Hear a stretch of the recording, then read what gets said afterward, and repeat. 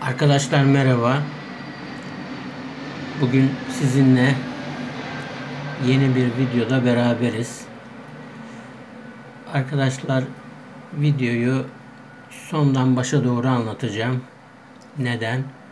Çünkü ben uygulamayı yaptım ve şu an size sonucunu gösteriyorum. Burada gördüğünüz benim kasaya USB'den bağladığım hard disk arkadaşlar. Bu normalde yoktu. Ve kasaya da ne hikmetse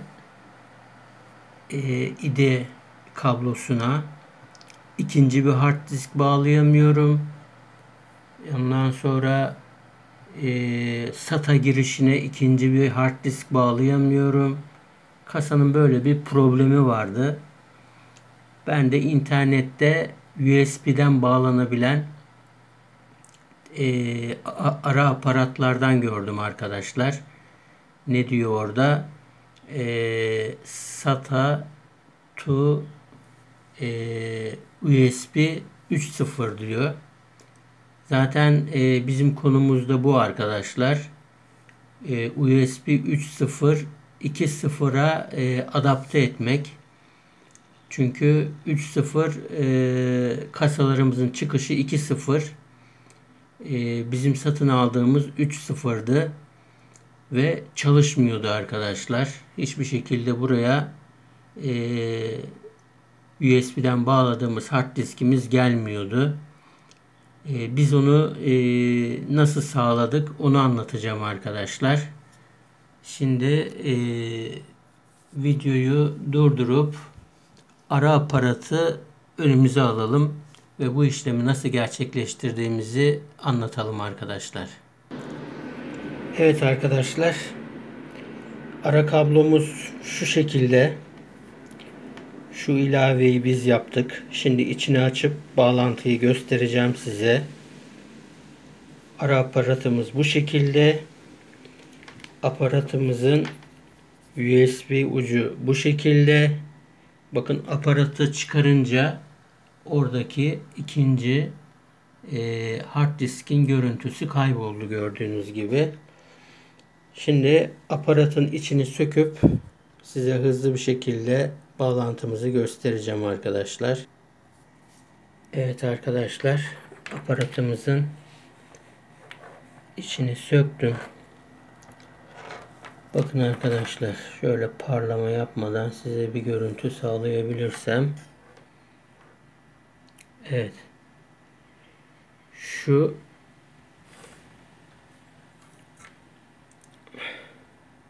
sağdan 1 ve 2. uca artı vereceğiz arkadaşlar. Artı 12 volt. Sağdan 1 ve 2. uç. Arkadaşlar. YouTube'da bunu sağdan sadece 1. uca verildiğini gösteren anlatımlar var. Ben de onu uyguladım fakat çalışmadı arkadaşlar. Sağdan 1 ve 2'ye verdiğimizde olumlu sonuç aldık. Artı 12 volt vereceğiz.